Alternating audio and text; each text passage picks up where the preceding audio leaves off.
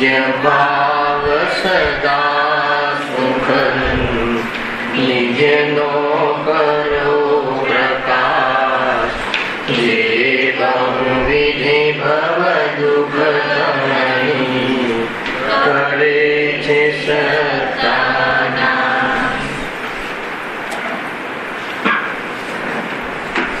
श्री मोक्ष मार्ग प्रकाशक ग्रंथ से तीजा अधिकार नो प्रारंभ આપણે ગઈકાલથી કર્યો છે। એમાં મૂળ વિષય છે સંસારમાં દુઃખોનું વર્ણન। ભૂમિકા રૂપથી કાલે પહેલો પેરેગ્રાફ આપણે અહીંયા ચર્ચામાં લીધો હતો। વિકલ્પ એમ છે કે દુઃખોના વર્ણનની શું જરૂર છે? જીવ દુઃખી તો છે જ। તો પહેલા પેરેગ્રાફમાં એનો જવાબ આપ્યો છે કે દુઃખોનું વર્ણન કરી અને એનો દૂર કરવાનો ઉપાય બતાવો છે। કેમ કે આ જીવને દુઃખના સ્વરૂપનું અને દુઃખના કારણની ખબર નથી। દુઃખી તો છે, પરંતુ શાના કારણે દુઃખી થાય છે, દુઃખનું સ્વરૂપ શું છે એની એને ખબર નથી। એટલે એનો પરિચય કરાવી, એનું નિદાન કરાવી અને એનો ઈલાજ કરાવવાની અહીંયા એમની ઈચ્છા છે। મૂળ તો 2-3 વિઝન છે એની પાછળના। એક જીવને દુઃખ દૂર કરવાનો ઉપાય કરે છે, સુખ ચાહે છે। જે ત્રિભુવન મેં જીવ અનંત સુખ ચાહે દુઃખથી જીવંત। દરેક જીવ ત્રિલોકના જે સંસારી દુઃખી જીવ છે એ સુખને ચાહે છે, દુઃખ દૂર કરવા માટેનો ઉપાય પણ કરે છે। દુઃખ જોઈતું નથી દરેક જીવને। કેમ એમ? કેમ કે સ્વભાવનું બલ છે, જીવનો એવો સ્વભાવ છે। જીવને હાર બરદાસ્ત થતી નથી, જીત જ બરદાસ્ત થાય છે। કેમ? એવું આપણે નક્કી કરીએ કે હારવામાં આનંદ કરવો, સમજાય છે? જીવ જીત જે છે, હાર જીત જે રમતોમાં પણ, કેમ એમ કે જીવનો એવો સ્વભાવ છે। શું સ્વભાવ છે? સુખ જીવનો સ્વભાવ છે, એટલે સુખ ચાહે છે। હવે સુખ શું છે, સુખ ક્યાંથી આવે એ ભલે એની રીતે કરતો હોય વાત જુદી, પણ દુઃખ ચાહતો નથી અને દુઃખ દૂર કરવાનો પ્રયાસ કર્યો। કેમ? કેમ કે એનો સ્વભાવ એ બીજું વિઝન થયું। ત્રીજા વિઝનમાં એમ કહ્યું હતું, ગઈકાલે થોડી ચર્ચાઓ થઈ હતી કે સંસારમાં દુઃખ જ છે। આકુળતા ઓછી રૂપ કશાયની મનતા પણ દુઃખ જ છે અને કશાયની તીવ્રતા પણ દુઃખ જ છે। સંસારમાં સુખ હોત, જો સંસાર વિશે સુખ હોત તો તીર્થંકર ક્યું ત્યાગ, એ પણ એક કાલે વિઝન લીધું હતું। એટલે સંસારમાં કોઈ પણ પરિસ્થિતિ હોય એ દુઃખદાયક જ છે। ભલે કોઈ અનુકૂળ મળી જાય પરિસ્થિતિ, પણ એમાં પણ મંદ આકુળતા જરૂર છે। ખરેખર તો સુખ સંસારમાં ક્યાંય નથી, એ વિઝન પણ આપણે લીધું હતું। ખરેખર સંસારમાં જે દુઃખ છે, એક બીજો અર્થ કર્યો હતો કે અનેક દુઃખ છે, અનેક પ્રકારના દુઃખ છે। તો ખરેખર દુઃખ તો એક જ પ્રકારનું છે। આકુળતા એ દુઃખનું લક્ષણ છે અને એનાથી જે દુઃખી થાય છે। તો અનેક પ્રકારે કેમ કહ્યા? તો નિમિત્તની પ્રધાનતાથી સમજવાને સમજાવવા માટે જીવને કયા કયા માધ્યમથી ચાર ગતિમાં દુઃખનો અનુભવ કરે છે, કે જે માધ્યમને એ સુખના કારણ માની બેસે છે, એનો પરિચય કરવા માટે દુઃખ બહુવિધિ અનેક પ્રકારના છે એમ વર્ણવ્યા છે। ખરેખર કેટલા દુઃખ છે! જો કોઈની પત્નીની બેવફાઈ, પુત્ર પુત્રી સંબંધી જે પ્રતિકૂળતા, એનો સ્વાર્થ પણ, પુત્ર પુત્રીઓનું સ્વાર્થ પણ સંસારમાં જોયું। ભાગીદારોની કપટ, એવી અનેક પ્રકારની પરિસ્થિતિઓ સર્જાય છે અને જીવ ડગલે ને ડગલે, પગલે ને પગલે આકુલતાને પ્રાપ્ત થાય છે. શાના કારણે? આ પરિસ્થિતિમાં મોહના કારણે જીવ દુઃખી થાય છે. એવું અનેક પ્રકારે અહીંયા બતાવ્યું છે. બીજું, દુઃખોનું વર્ણન શા માટે? આનું હેડિંગની સાર્થકતા, આ હેડિંગની જે સાર્થકતા છે ને એના માટે આપણે ચર્ચા કરવી. દુઃખોના વર્ણન કરવાની શું જરૂર છે? તો બીજો એ પણ હેતુ છે કે જીવનો એક ટેન્ડન્સી છે. શું ટેન્ડન્સી છે ખબર છે? ભૂલી જવાની ટેન્ડન્સી છે. એનું એક ઉદાહરણ જોઈએ. આપણે બધા અહીંયા આપણે બેઠા છે, બધાને અનુભવ છે કે શેર બજારમાં કેટલીય વાર મંદી તેજીમાં કફોડી પરિસ્થિતિ થઈ ગઈ હોય, પત્નીના દાગીના વેચીને ભરપાઈ કરી હોય એવી પરિસ્થિતિ થઈ હોય, અને એ પરિસ્થિતિ વખતે પાણી લીધું હોય કે આજ પછી હું શેર બજારનો દરવાજો પણ નહીં જોઉં. આ બધા આપણે ગુજરી ચુક્યા છે આમાં.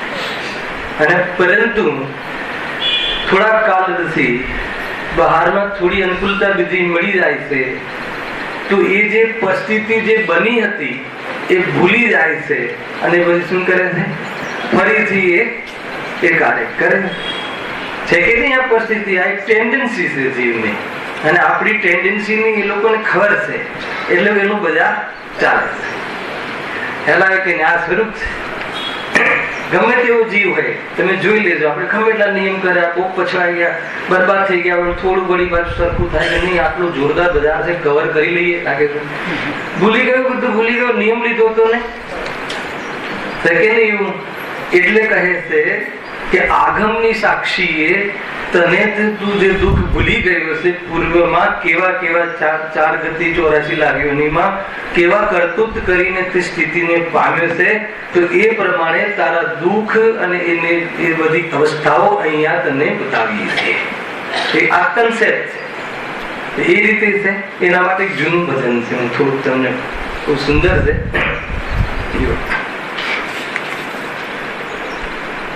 સ્વર્ગાદિક में पछतावत थे. શું કહે છે? સ્વર્ગમાં ચૂકી નહીં આપણે હતા ને ત્યારે શું પછતાતા હતા? સ્વર્ગાદિક में पछतावत थे, नर देह धरे तो करे तप कोण. એ વખતે શું વિચારતા હતા? અને અસંયમ રૂપ જીવન હતું. બધું બતાવે છે ને પંચ કલ્યાણકમાં, ભાઈ દીક્ષા કલ્યાણકમાં બતાવે છે ને કોણ ઉઠાવે આ મુનિરાજ બનવા જાય છે જે રાજકુમાર, કોણ ઉઠાવે દોરી? કોનો મતલબ કે અધિકાર છે? દેવો કહે છે કે અમારો અધિકાર છે, મનુષ્ય કહે કે અમારો અધિકાર છે, અમે એમને પ્રાપ્ત કરી શકીએ છીએ. અંતમાં નિર્ણય લેવાય છે કે મનુષ્ય લઈ જાય. તો ત્યાં દેવો કહે છે કે અમારી જેટલી પણ મતલબ કે સંપત્તિ છે એ તમે લઈ લો, પણ મનુષ્ય જીવનનો અંતર્વૃત્ત કાળ અમને આપી દો. અંતર્વૃત્ત કાળમાં સિદ્ધ થઈ જવાય. શું કિંમત છે? મતલબ કે આપણને જે પર્યાય મિલી છે એમાં આત્માના પુરુષાર્થનો કેવો સુંદર અવસર છે એ ત્યાં ખ્યાલમાં આવે છે. એટલે જયારે દેવ હતા ત્યારે તો બહુ પછતાતા હતા કે ક્યારે મતલબ કે જયારે નરદેહ મળે તો તપસ્યા આદિ કરી આત્મદૃષ્ટિ પૂર્વક અને મુનિ દશા સાક્ષાત ગ્રહણ કરી અને મોક્ષને જતા રહેશું એવી જાતિનું ત્યાં ભાવના કરતા હતા. પછી શું થયું? अब भूल गए प्रतिकूल भय, मद भूल गए इतरावत है. ખ્યાલ આવ્યો કે નહીં? ભૂલી ગયા. એટલા માટે અહીંયા ટોડેપલજી કહે છે કે અમે તને યાદ કરાવીએ છીએ. એટલું ઘણા એવા જાતિના દુઃખ ભોગવી ચૂક્યો છે, અહીંયા થોડીક તને અનુકૂળતા મળી છે બહારમાં, તું બધું ભૂલી જાય છે. થોડો પુણ્યનો ઉદય આવે એટલે ભૂલી જાય છે, અને પ્રતિકૂળતા આવે એટલે ભગવાન યાદ આવે છે. આ એક ટેન્ડન્સી છે હે ને. એટલા માટે અનેક શૈલી શાસ્ત્રમાં હોય છે. એને બહારના 4 ગતિના દુઃખોનું વર્ણન, કેવી કેવી ગતિમાં તું ગયો હતો તને ખ્યાલ નથી. પેલા શ્રી ગુરુ પર વિશ્વાસ હોવો જોઈએ. હું તો કે કોને જોયું છે નરક ને કોઈને જોયું છે સ્વર્ગ, તો એની તો વાત જ નથી. કમ સે કમ દેવશાસ્ત્ર ગુરુના વિશ્વાસનો બહુ મોટો રોલ છે. એટલે ગઈકાલે પણ લીધું હતું આપણે. શું કામ શ્રી ગુરુ આપણને ખોટું કહે? કોઈ લાલચ છે નહીં અને બેરગ લક્ષણ બતાવ્યા હતા ને, અને સર્વજ્ઞ છે, બધું જાણે છે, એટલે બતાવવામાં કઈ ભૂલ ન પડે, અને કોઈ લાલચ છે નહીં, એટલે આપણું અહિત શું કામ છે? આ બે સૌથી મોટા મતલબ કે હેતુ, પ્રબળ હેતુ દેહ શાસ્ત્ર ગુરુની શ્રદ્ધાના પાછળના પ્રબળ. શું કામ આપણું અહિત છે? કે જેને આપણી પાસે કઈ અપેક્ષા નથી. બરાબર છે ને? એ રીતે છે. અને એ જે બતાવે છે એ મારો મને હિતરૂપ છે, એ શ્રદ્ધા હોવી જોઈએ, તો રસ લાગશે. અને રસ જો પરિપોષણ થશે તો પુરુષાર્થ પડશે, અને પુરુષાર્થ પડશે તો ફળ આવશે.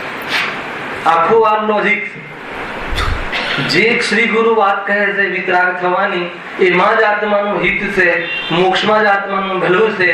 તો એ જાતના એમાં વિશ્વાસ આવવો જોઈએ, એવું ભાસવું જોઈએ. સૌથી પહેલા બોલવું જોઈએ એમ નથી કહેતો, ભાસવું જોઈએ. એવું ભાષે તો વિતરાગતાની સભામાં, વિતરાગતાની વાતોમાં રસ આવશે, અને રસ પોષણ કરશે, મિથ્યા રસ ઢીલો પડશે, અને પુરુષાર્થ કરશે સામયિકના કાળમાં, અને એ સમયમાં એક થઈ જશે. કોણ? ઉપયોગ એક થઈ જશે. એક થઈ જશે એટલે ઉપયોગ સ્વરૂપની આજ્ઞામાં નતો રહેતો, તો સ્વરૂપની આજ્ઞામાં આવી હશે. જ્યાં તે રખડતો તો ઉપયોગ. એમ છે આખું. એ વાત કઈ ચાલે છે કે ભૂલી ગયો. એટલે અહીંયા શ્રી ગુરુ શું કરે છે? અહીંયા પંડિતજી આપણને દુઃખોના વર્ણન કરવા પાછળનો શું લાભ? શું કામ અમને અમારા દુઃખો યાદ કરાવો છો? દુઃખી તો છે પેલા કે નહીં, તું ભૂલી જાય છે. તારી એ છે ને એ ભૂલવાની આદત છે. ખ્યાલ આવે છે કે નહીં? તું ભૂલી જાય છે કે હું આવો દુઃખી થયો હતો, અને એ દુઃખી થતી વખતે નક્કી કર્યું હતું. શું નક્કી કર્યું હતું? હે ને, હું સ્વપરનું ભેદ વિજ્ઞાન કરીશ, અને રાગને મટાડીશ, અને સુખી થઈ જઈશ. પણ હવે તો એ થોડુંક બહારમાં અનુકૂળતા, સાતાના ઘેરમાં એવો મતલબ કે સુઈ જાય છે કે બસ આપણે તો બધું સલામત છે, એને કઈ સલામત નથી. તું જેને સલામત માને છે એ રીતે સલામત નથી. પણ ભગવાને જે જોયું છે એ રીતે બધું સલામત છે. છ દ્રવ્ય એમ કેમ છે, પણ તું જે પરિસ્થિતિને સલામત માને છે એ ક્યારેય સલામત નથી. સમજવા જેવી છે. ગમે તેવી પોઝિશન હોય એને એ અહીંયા કહે છે. બહુ સુંદર ચર્ચા છે. स्वर्गादिक में पछतावत थे, नर देह मिले तो धरे तप को. પછી શું થયું? અબ ભૂલ ગયે પ્રતિકૂલ ભય, મદ ભૂલ ગયે રાવત હે. હવે ભૂલી ગયા એ બધું. હે ને, સ્વર્ગોમાં જરા વિચાર કરે તો સંયમ બિયમ મળી જાય, તો હવે ભૂલી ગયા. પ્રતિકૂલ ભય. પ્રતિકૂલ ભય એટલે શું? મોક્ષની વિરોધમાં ઉભો રહ્યો. જે સ્થિતિ સ્વરૂપમાં પામવાની હતી, અર્થાત એના માટે જે અનુકૂળતા મળી હતી, એના વિરોધમાં ઉભો રહ્યો. મોક્ષ તત્વના વિરોધમાં, સંસાર તત્વમાં ગમવા લાગ્યો એમ કહે. હવે તો ઉપરથી તું એની પ્રતિકૂળતામાં તું ઉભો રહ્યો, એનાથી પ્રતિકૂળ એટલે વિરોધમાં ઉભો રહ્યો. મધ્ય ફૂલ થઈ, એટલો ફૂલાઈ ગયો કે તને એનું ઘમંડ આવી ગયું. સારું કે અરે અમારે તો બહુ સરસ છે, અને થોડોક ત્યાં સંયમનો ભાવ કર્યો હતો ને, ક્યાં? સ્વર્ગમાં. તો એને પુણ્ય બંધાઈ ગયું, તો એ પુણ્યની બહારમાં અનુકૂળતા મળી, તો અનુકૂળતા મળી તો સારી અનુકૂળતા મળી. સારી અનુકૂળતા મળી. બે ચીજની અનુકૂળતા મળે છે, એક પંચેન્દ્રિય ભોગોની અને બીજું સ્વાધ્યાયની. બહારમાં ધન આદિ અર્થાત આજીવિકા આદિ વ્યવસ્થા મળી, તો એ વખતે કોઈ એવા પુણ્યના ઉદયનો સદુપયોગ કરે, એ બધું છે ને આ જીવનમાં પૂરું થાય એવા તો રોટલા મળી રહેવું તો છે. હવે શું કામ સમય બગાડે? અગર જો એ સીધી દિશામાં વિચાર કરી અને વાસ્તવમાં દેવશાસ્ત્ર ગુરુના શરણમાં જીવન વિતાવે અને એ રીતે પુરુષાર્થ કરે, તો એને ફરી જન્મ ના લેવો. અને બીજું સામા અનુકૂળતા મળે છે, એ બહારની બધી અનુકૂળતા એને અનુકૂળ લાગી કે આમાં સુખ લાગે, તો પંચેન્દ્રિયના ભોગો ભોગી અને એકેન્દ્રિયમાં ચાલુ જાય, નરકાદીમાં ચાલુ જાય છે. શું કરવું છે? કોના હાથમાં છે? પોતાના હાથ. બરાબર ચંદ્રકાંત? સરળ છે ને. ખરેખર એવી જાતિના અધિકાર છે કે આમાં કોઈ બહુ મોટા ગહેરા સિદ્ધાંતની કે કોઈ કરનાર યોગની કોઈ સૂક્ષ્મ વાતો એ કાંઈ નથી. એ બોધગમ્ય પ્રકરણ છે. હર સમય આપણા જીવનમાં જે આપણે કરી રહ્યા છીએ ને એમાં ભૂલો, સ્થૂળ ભૂલો કરી રહ્યા છે કે જેથી આપણે મોક્ષની દૂરની દિશામાં પ્રતિકૂળ બીજી દિશામાં જઈ રહ્યા. મોક્ષ આ બાજુ છે અને આપણે આ બાજુ દોડી રહ્યા છીએ. એમ અહીંયા કહેવું છે પ્રતિકૂલ ભય. अब भूल गए प्रतिकूल भय मद फूल गए इतरावत है. એટલે પાછું ઘમંડ, ઇતરાવત એટલે ઘમંડ કરે. એને અમે તો બસ દુનિયામાં હું જ સુખી છું એ રીતે. પછી આગળ શું? चित पिंड अखंड प्रचंड जिया तुम रतन करंड कहावत हो. શું શ્રી ગુરુની કરુણા ધારીથી ખ્યાલ આવી ભાઈ? શું કહે છે? ચિત્ત પિંડ અખંડ પ્રચંડ જીયા એટલે શું? तुम रत्न करंड कहावत हो. अरे तू तो रत्न नो करंडियो से ખ્યાલ આવે કે નહીં? તું તો અખંડ પ્રચંડ સામર્થ્ય વાળો એકરૂપ કોઈ પણ મતલબ કે ભવોમાં એ રૂપે ન થવા વાળો એવી જાતિનો તું સ્વભાવ વાળો જીવ છે, એવી ક્વોલિટી વાળો તું જીવ છે. ચેતન રાજા છે, જીવ રાજા છે. એમ કેમ છે? निज रूप सजो भव कूप तजो तुम काहे को रूप बनावत हूँ. એટલે તું તારા રૂપને સજાવ, તું તારા આજે તારા જે તને સામર્થ્ય છે એને પ્રગટાવ. તેને આ લઈને નિજનો કરો પ્રકાશ. એનાથી શું થશે? તો કહે છે કે દરિદ્રતા મટી જશે. એટલે આ શું કહ્યું અહીંયા? શાના માટે દુઃખોનું વર્ણન કર્યું છે? આપણને ભૂલવાની આદત છે. શું ભૂલવાની આદત છે? કે તને આવી જાતિના ફટકા અને કોડા પડ્યા હતા અને એ વખતે તે નિયમ લીધો હતો કે હવે હું આવું નહીં કરીશ.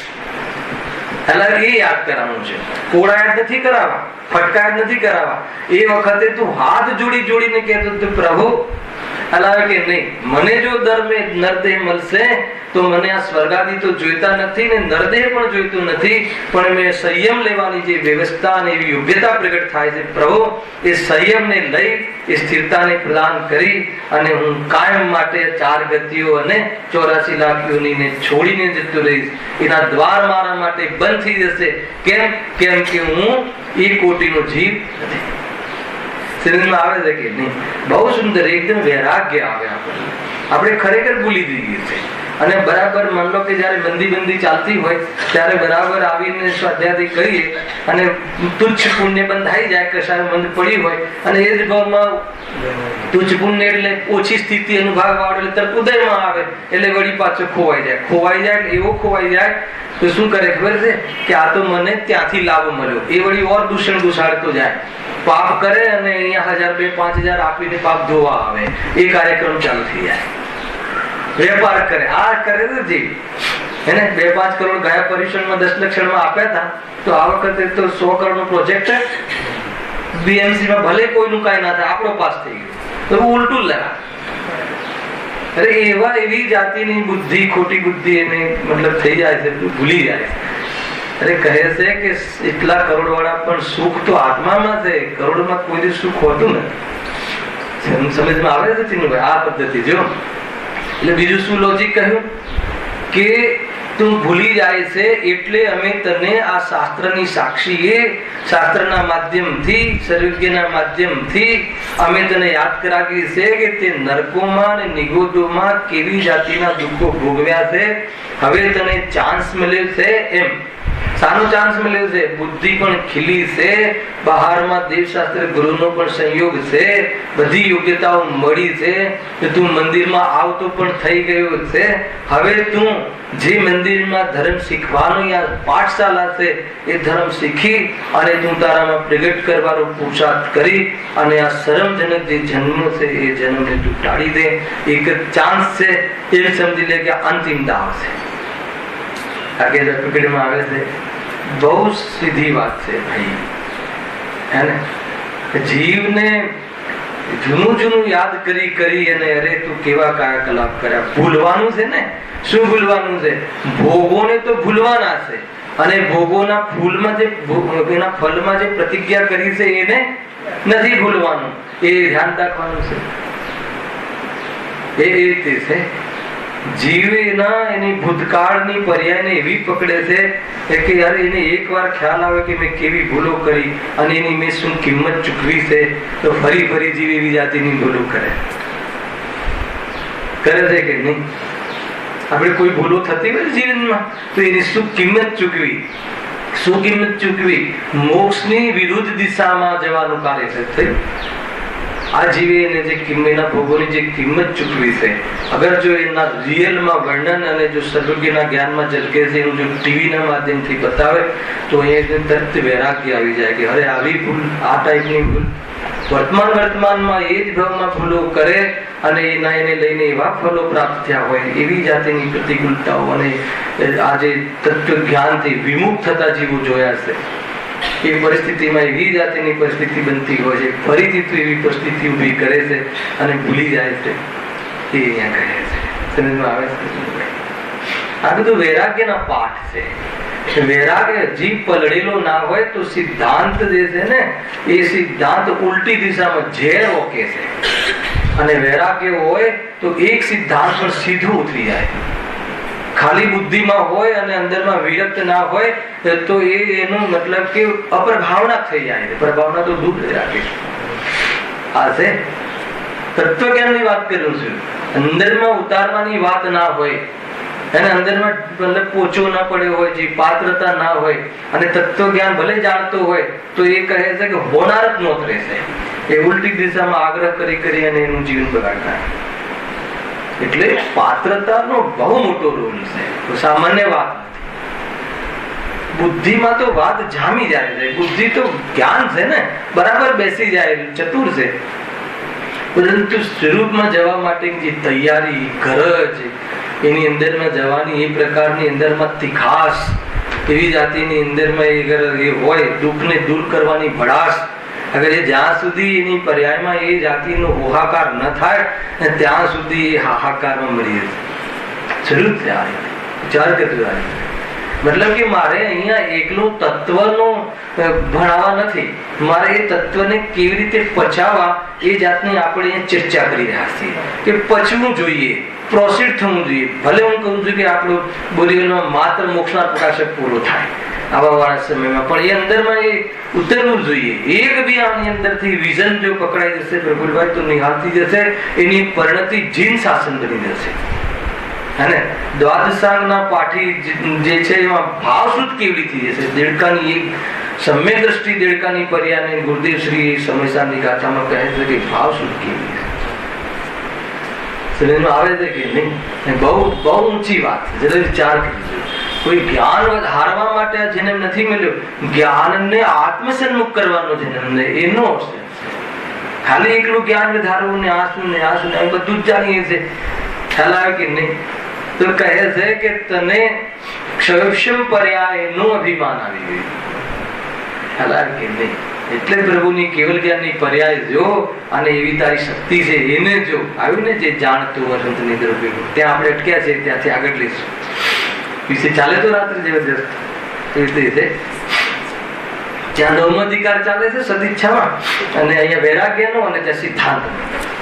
બે પ્રકારના બધા બરાબર મેળ આવી જાય. અહીંયા વૈરાગ્યના પાઠ ચાલે છે અને વૈરાગ્યની ભૂમિ બને તો કામ સિદ્ધાંત બોધથી થાય છે, અને વૈરાગ્ય વગર સિદ્ધાંત બોધ ઉતરતું નથી. વૈરાગ્ય બોધ અને સિદ્ધાંત બોધ બંનેની પોતપોતાની એક પર્સનલ આવશ્યકતા છે. કેવી રીતે? હા, હવે હજુ આપણને અહીંયા શું અહીંયા નક્કી કરાવવું છે. અમે દુઃખોનું વર્ણન કેમ કરીએ છીએ? તો અમે અહીંયા દુઃખોના વર્ણન કરવા, દુઃખ શું કામ વર્ણન વધતું? દુઃખનું વર્ણન કરીને તમારે શું લાભ અપાવવો છે? તો કેટલા વિઝન આપ્યા, લખજો પોઈન્ટ ટુ પોઈન્ટ કે આટલા વિઝનથી દુઃખોના વર્ણન. એનાથી અંદરની પરિણતિ આમ જામશે કે નહીં? બરાબર છે, આ તો સાચી છે. આપણે ભૂલી જઈએ. અને દુઃખનું જે સ્વરૂપ આપણે જેને દુઃખના કારણ માનીએ છીએ એ તો દુઃખનું કારણ જ નથી. અને દુઃખ દૂર કરવો છે જો પોઝિટિવ દુઃખ દૂર કરવું, હા દુઃખ દૂર કર્યું છે. કેમ?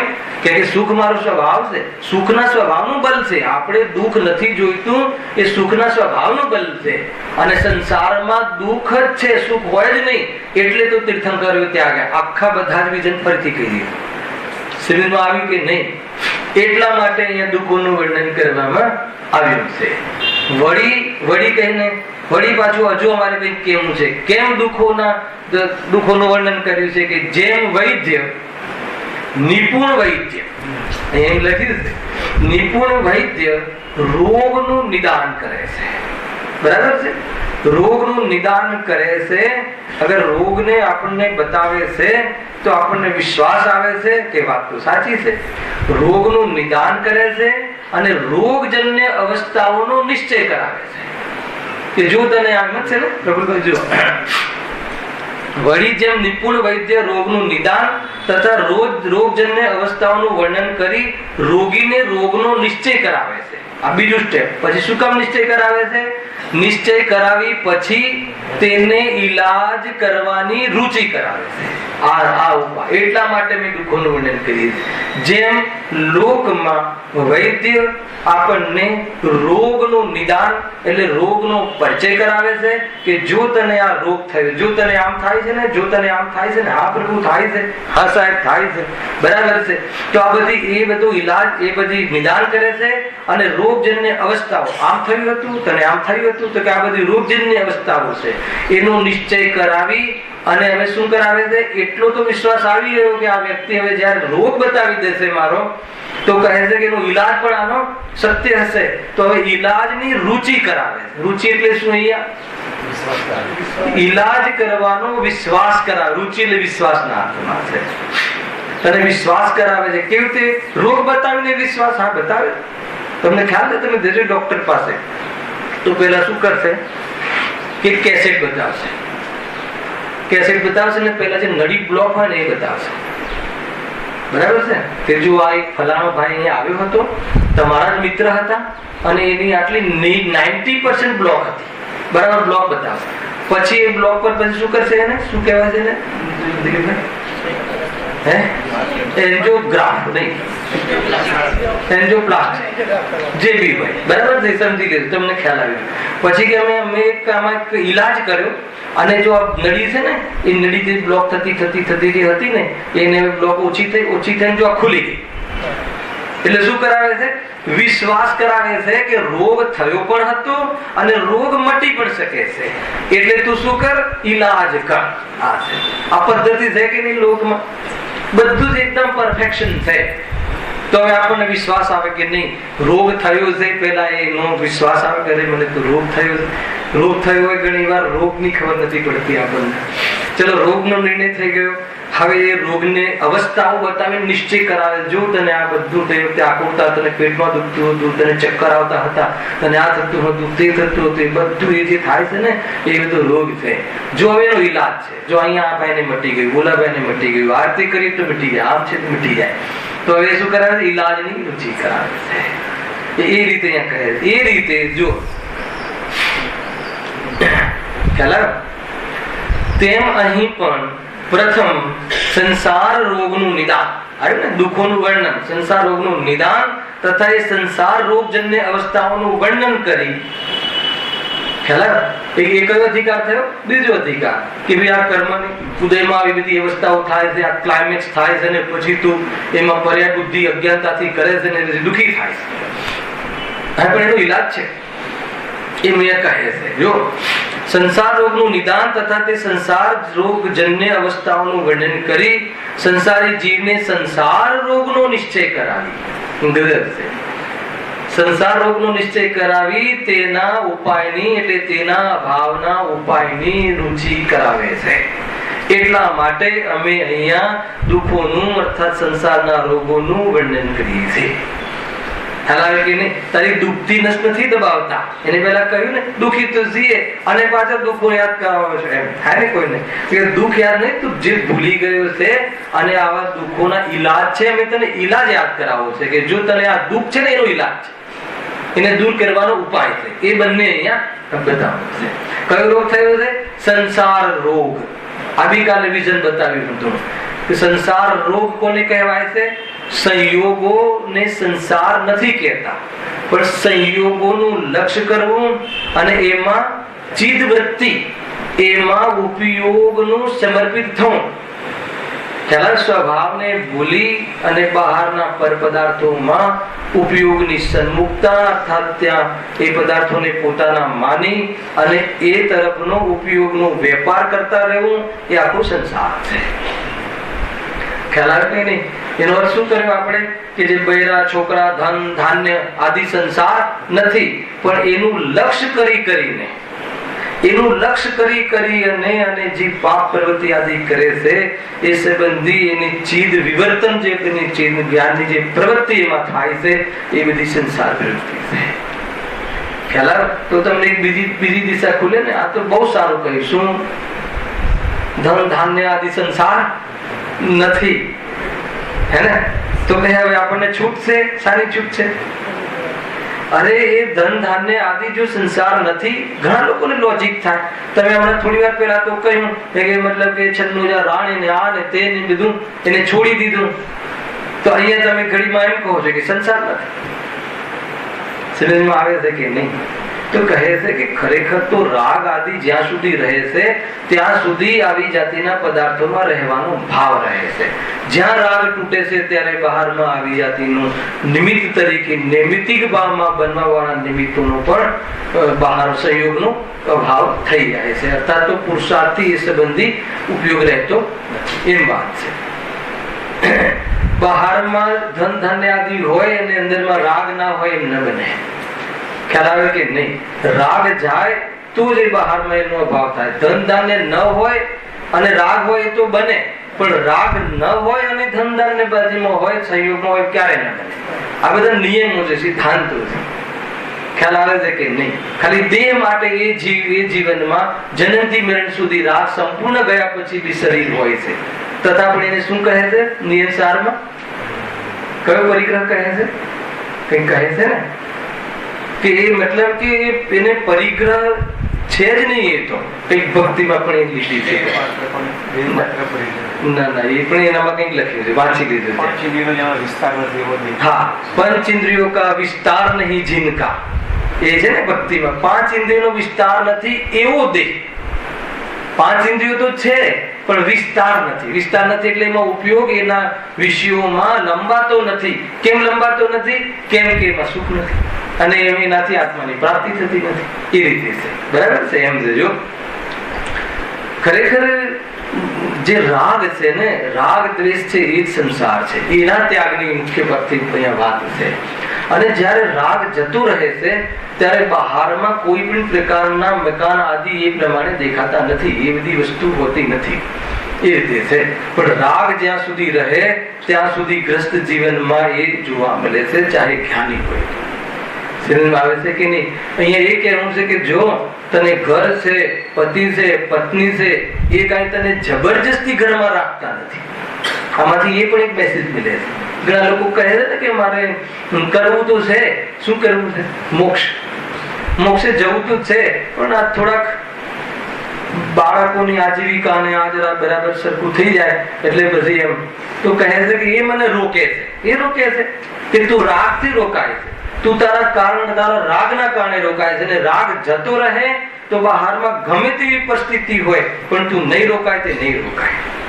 ખ્યાલમાં આવે છે કે નહીં? શ્વેતાંબર ના ઓલામાં આવે છે, શું કહેવાય શાસ્ત્રમાં, કે ભગવાન ને મહાવીરના જીવને ઘરમાં એમ કહ્યું કે થોડાક સમય રોકાઈ જાઓ, હે ને, પછી જજો. તો રાગ એમને આવે તો રોકાઈ ગયા. ખ્યાલ આવે કે અરે રાગથી રોકાય છે એ વાત સાચી, પણ તીર્થંકરો જેવા જીવ જે હોય છે ને એને એવા રાગથી ના રોકાય. મતલબ કે રાગથી રોકાય વાત સત્ય છે, પણ એનો રાગ પણ પાકો અને વિતરાગતા પણ પાકી. એવો કમજોર રાગ નથી હોતો કે કોઈના કહેવાથી રોકાઈ જાય એવું નથી હોતું. કે નહીં? કોની જોડે થઈ? નેમકુમાર જોડે લગ્ન કરવાનો રાગ આવ્યો, તે રાગ પણ એટલો જ સત્ય.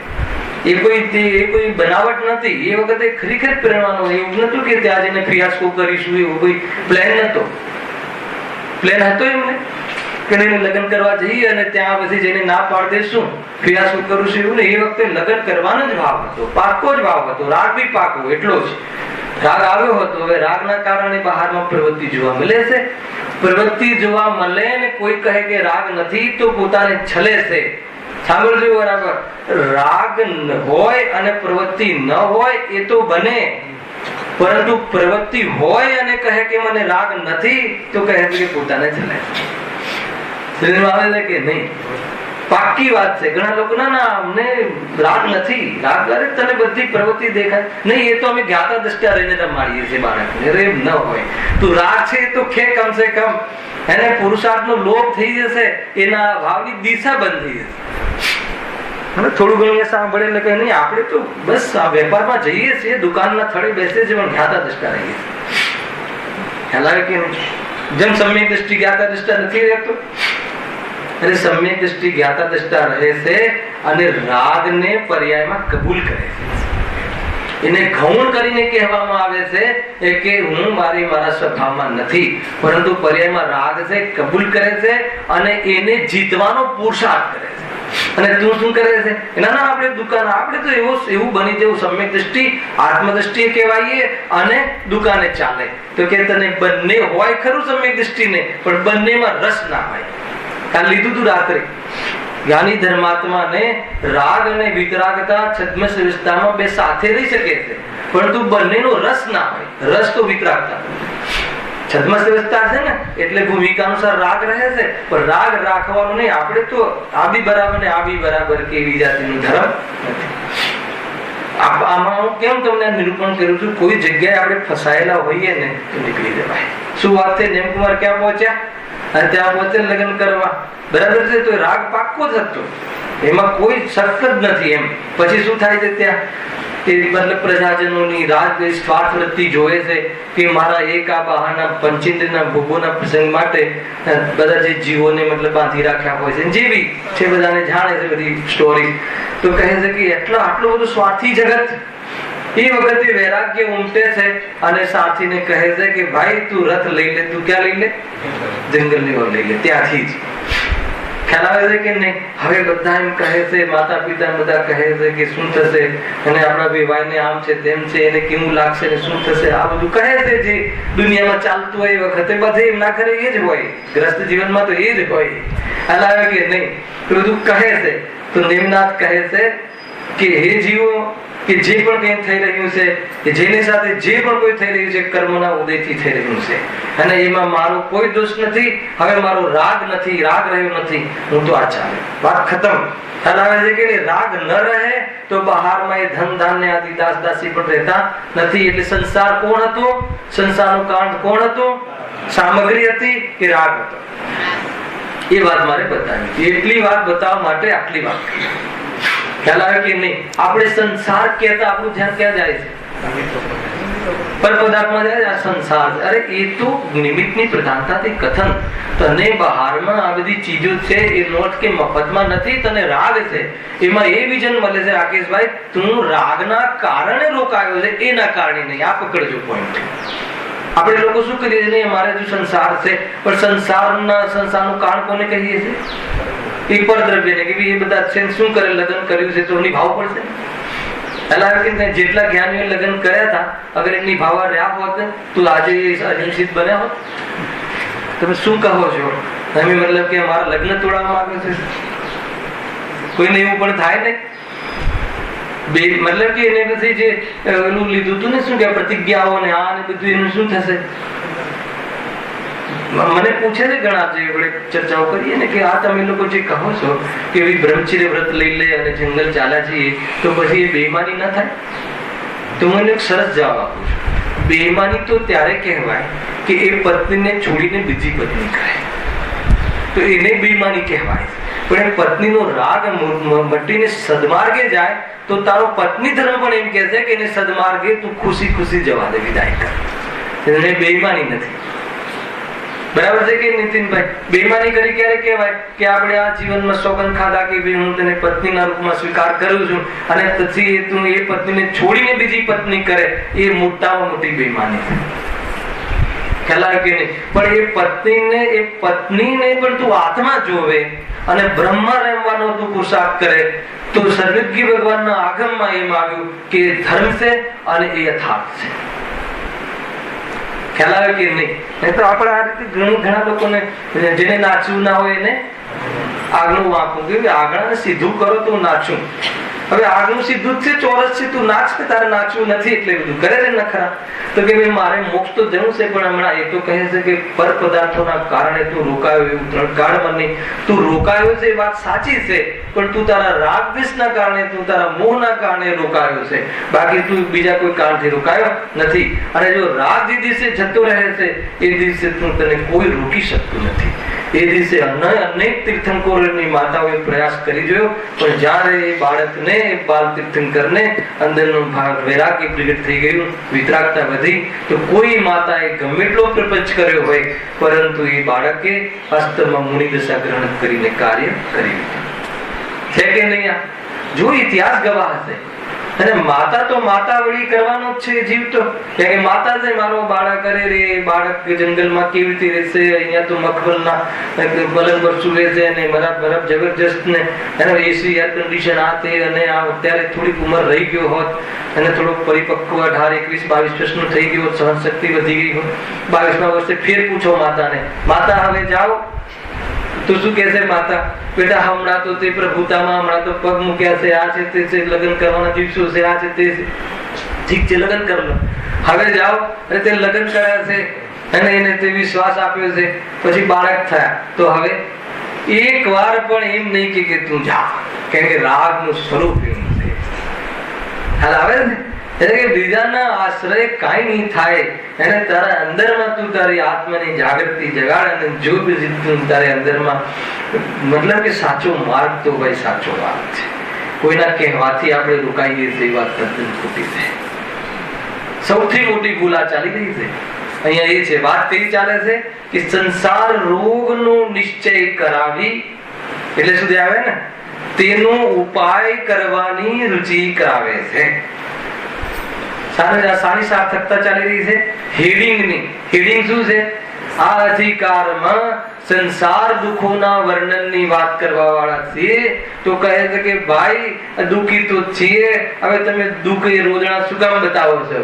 તો કહે છે કે અમે આટલા વિઝન બતાવ્યા, એ કારણે ભાઈ તને દુઃખી કરવા માટે દુઃખ નથી બતાવતા.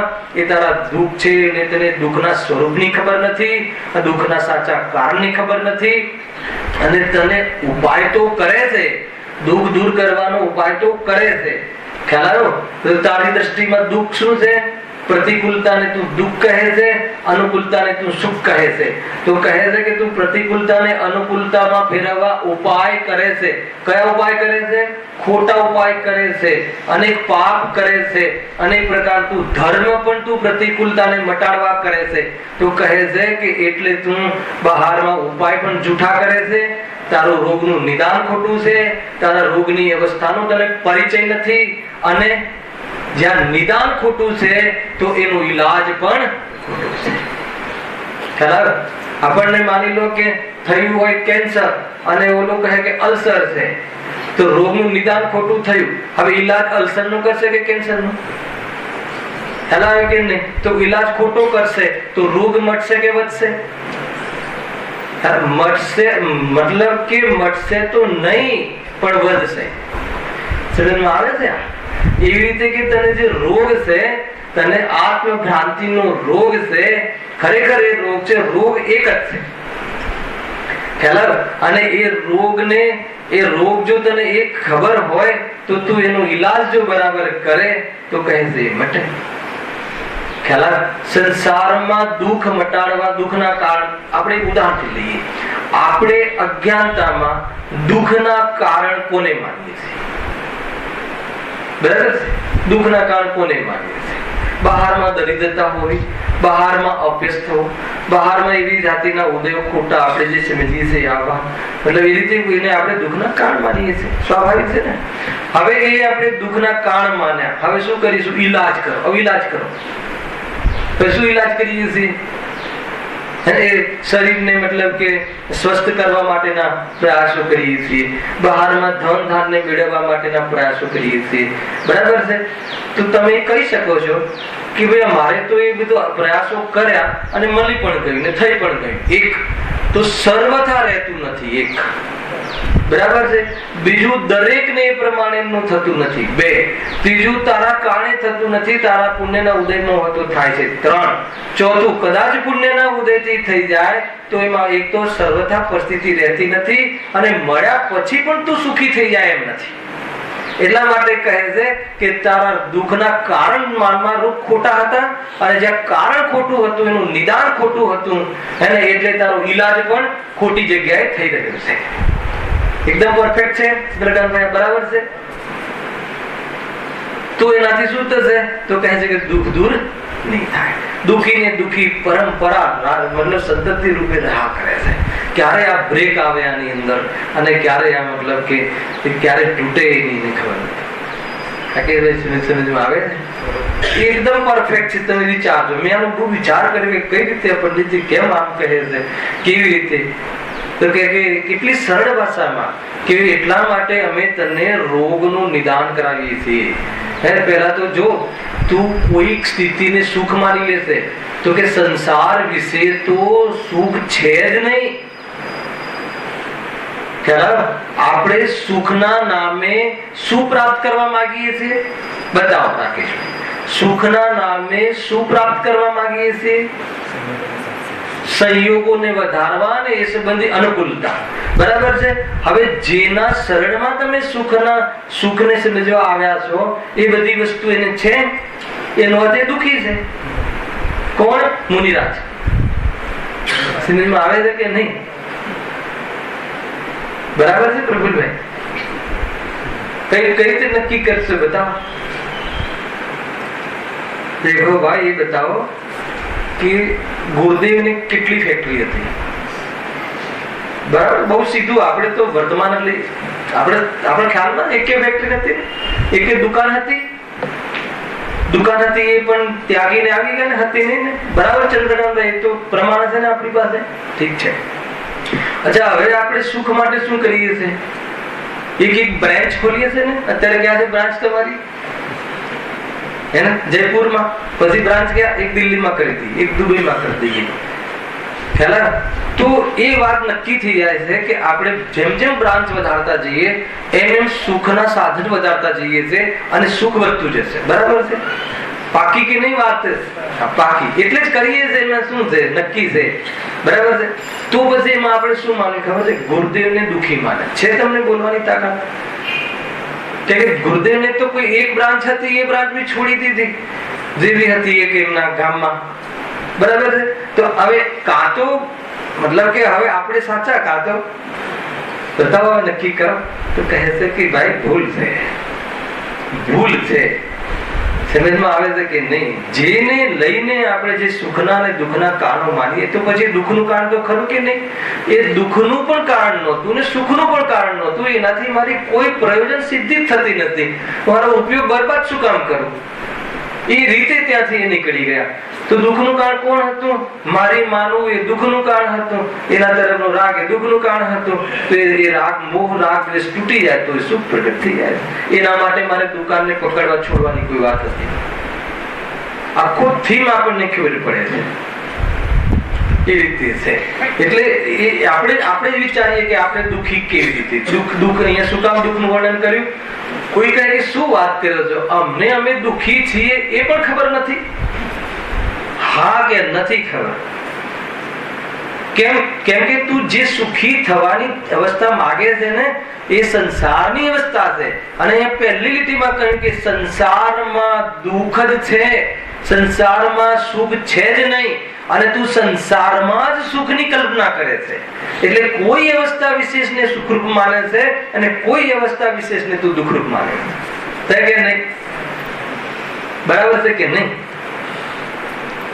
1 બેડ હોલ કિચન માંથી 2 બેડ હોલ કિચન માં આવે એને તું સુખ માને છે. એનો અર્થ 1 બેડ હોલ કિચન માં દુઃખ અને 2 બેડ હોલ કિચન માં સુખ.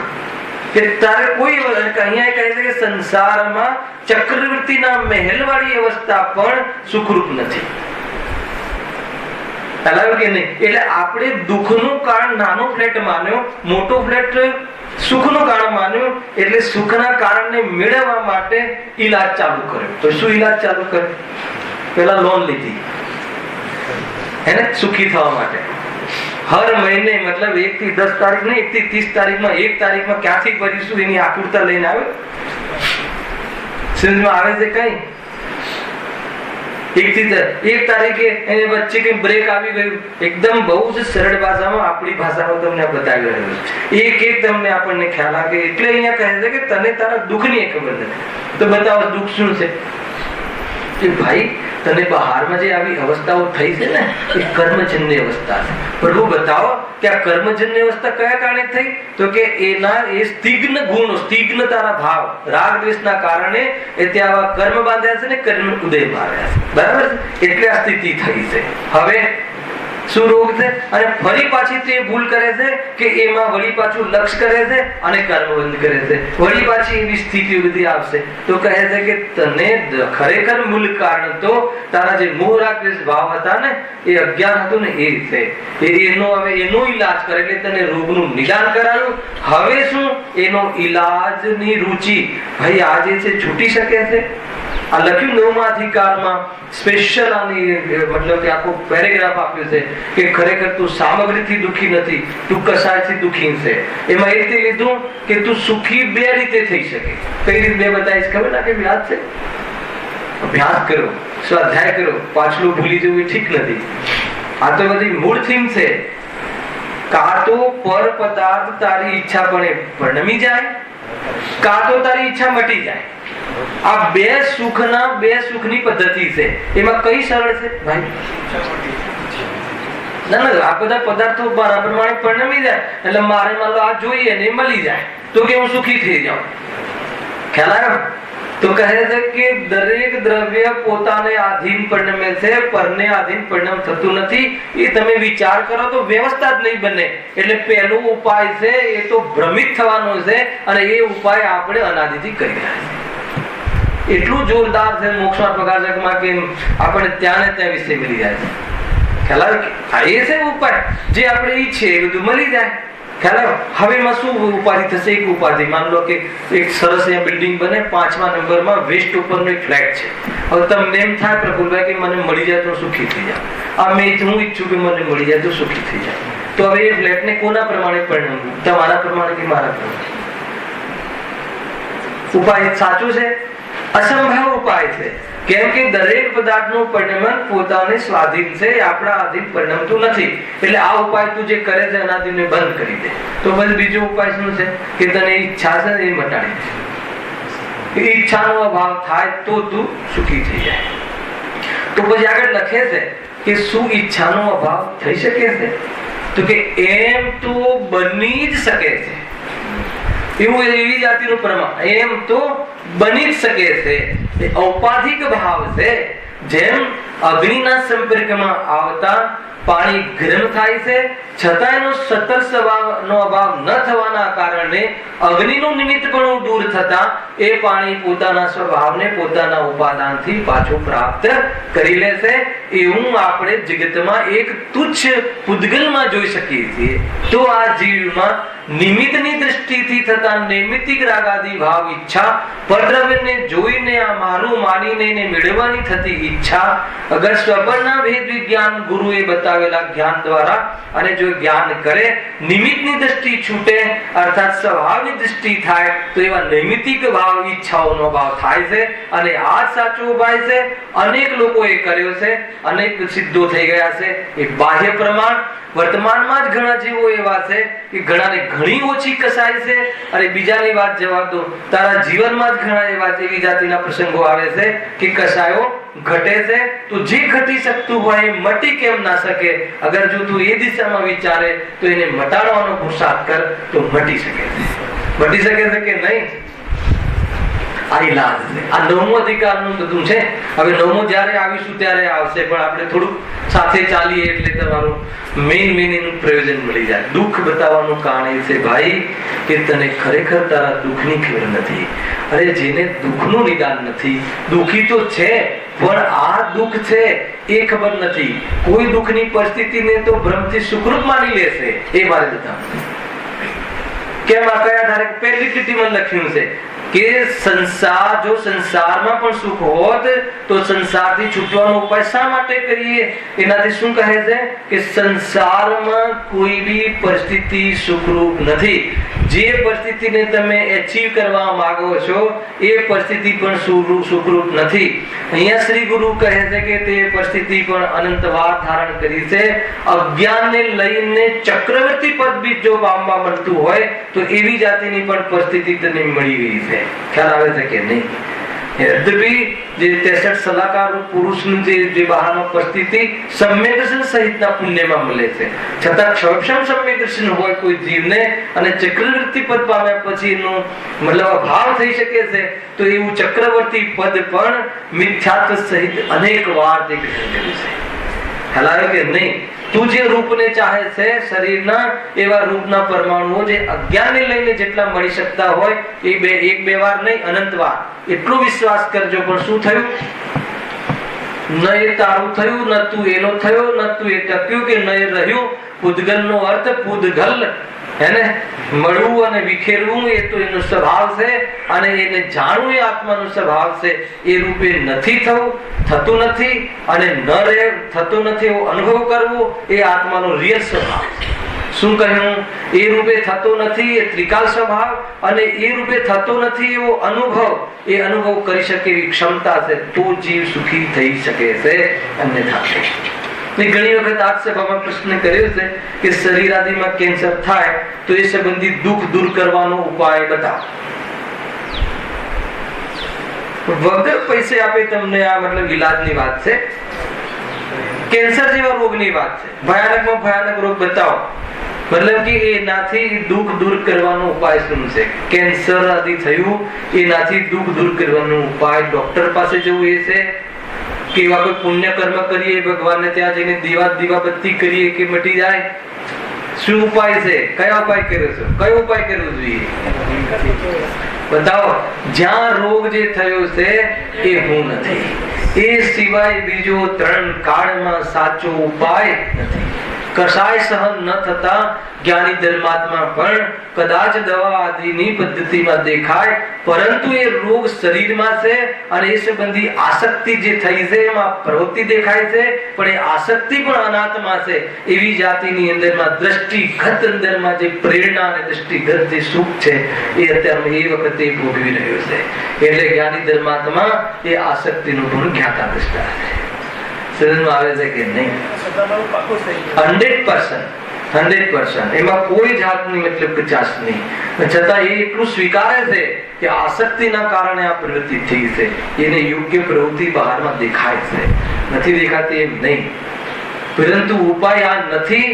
ખ્યાલ આવે એમને ખ્યાલ હોવાથી અંદરની શ્રદ્ધા જે છે એ પક્ષમાં જ ઉપયોગ જાય છે. એ વખતે એ ભલે આજે રાગ આવ્યો છે, હું નથી, એ જ પાકું થાય, એ દ્રઢ થાય છે. ખ્યાલ આવે કે નહીં? અને એના આધાર ઉપર પછી મુનિદશાને યોગ્ય વૈરાગ્ય, સંયમ અને પરિણતિના સ્વકાલમાં થાય છે, અને એવા જીવો મુનિ અવસ્થા ગ્રહણ કરી અને સિદ્ધ બની જાય છે. ખ્યાલ આવે કે નહીં? સ્વરૂપ થાય ક્યાંયથી? નિગોદથી. અંત થાય સિદ્ધથી. એનું નામ સિદ્ધાંત. જેનો અંત સિદ્ધ છે એને સિદ્ધાંત કહે છે. ખ્યાલ આવે કે નહીં? એ રીતે આની ચર્ચા છે. હવે પહેલા પેરેગ્રાફની આજે ફરીથી એક રીતે ચર્ચા થઈ. પ્રફુલભાઈ, પુણ્યનો ઉદય ઘણો ફાટે છે, તો તમે શનિવાર નથી હોતા, રવિવાર રિપીટ થઈ જાય. ખ્યાલ આવે કે નહીં? હવે આપણે એની ચર્ચા જે બીજો પેરેગ્રાફની ચર્ચા નેક્સ્ટ શનિ રવિ કરીશું. અને દશલક્ષણ પર્વ પણ નજીક છે, તો વિશેષ જે ચર્ચાઓ હશે એના પૂર્વ તૈયારી રૂપે શનિ રવિમાં દશલક્ષણ પર્વની તૈયારી એક તો તમે મીટિંગ કરીને કરતા હશો કે ભાઈ કાલે હતી ને તમારી મીટિંગ, ત્યાં તો હતી સદિચ્છામાં કે ભાઈ દશલક્ષણ પર્વ છે તો મીટિંગ છે આજે. અને એક શનિ રવિવારે બી આપણે થોડાક અંશો જોઈશું કે દશલક્ષણ પર્વની તૈયારી કઈ રીતે કરવી, એની ચર્ચા. પહેલા કીધું હોય તો કામમાં આવે. તમે દર વખતે કહો કે પર્વ પછી તમે ઘણું કહો છો, પહેલા કઈ કહો તો અમે તૈયારીઓ કરીએ. એની ચર્ચા આપણે સહેજાનંદ